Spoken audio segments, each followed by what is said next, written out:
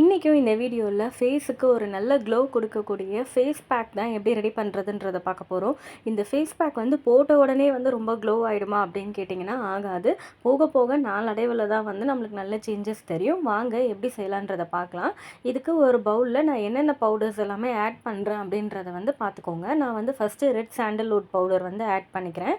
சிவப்பு சந்தனப்பொடி, இது வந்து எல்லா ஆர்கானிக் ஸ்டோர்ஸ்லையுமே கண்டிப்பாக கிடைக்கும் அண்ட் ஆன்லைன்லேயும் கிடைக்கும், வாங்கிக்கோங்க. ஸோ இதை வந்து நான் கிட்டத்தட்ட ஒரு ஸ்பூன் அளவுக்கு எடுத்திருக்கேன். நான் வந்து இந்த பவுடர் ஒரு வாரத்துக்கு வர மாதிரி ரெடி பண்ணிக்கிறேன்.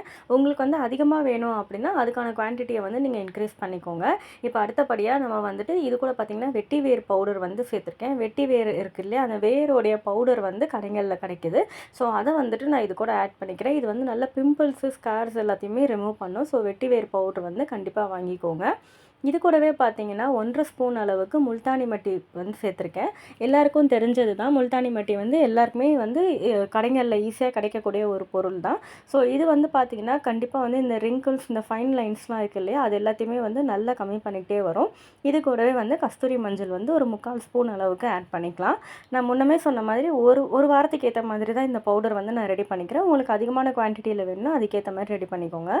இது கூடவே 1 ஸ்பூன் அளவுக்கு ரோஸ் பெட்டல்ஸோடைய பவுடர் வந்து நான் இதோட சேர்த்துக்கிறேன். ரோஜா இதழை வந்து நல்லா காய வச்சுட்டு அதை பவுடர் பண்ணி எடுத்து வச்சுருக்கேன்.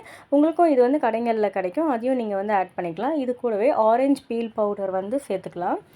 ஆரஞ்சு தோலை வந்துட்டு நல்லா வெயிலில் உணர்த்திட்டு அதுக்கப்புறமா வந்து பொடி பண்ணிவிட்டு சலிச்சு வச்சுக்கிட்டிங்க அப்படின்னா ஆரஞ்சு பீல் பவுட்ரு கிடச்சிரும். கடைசியாக பார்த்திங்கன்னா இது கூட வந்துட்டு கடலை மாவும் பாசிப்பயிரும் வந்து 2த்தையும் சேர்த்து நான் அரைச்சி வச்சுருக்கேன். அது வந்து கிட்டத்தட்ட ஒரு 2 ஸ்பூன் அளவுக்கு சேர்த்துக்கலாம். கொஞ்சம் அதிகமான குவான்டிட்டியிலே சேர்த்து வச்சுக்கலாம். இது எல்லாத்தையுமே நல்லா மிக்ஸ் பண்ணிவிட்டு ஒரு ஏர்டைட் கண்டெய்னரில் வந்து போட்டுட்டு பாத்ரூம்லேயே ஸ்டோர் பண்ணிக்கோங்க. டெய்லி நீங்கள் ஃபேஸ் வாஷ் பண்ணும்பொழுது இதை வந்து கொஞ்சமாக எடுத்து அப்ளை பண்ணி ஃபேஸ் வாஷ் பண்ணுங்கள். உடனே பார்த்திங்கன்னா உங்களுக்கு வந்து அந்த ஆயிலி அந்த ஸ்கின் எல்லாமே வந்து ஒரு 2-3 நாளில் தான் சேஞ்ச் ஆகும். உடனே உங்களுக்கு ரிசல்ட் தெரியாது.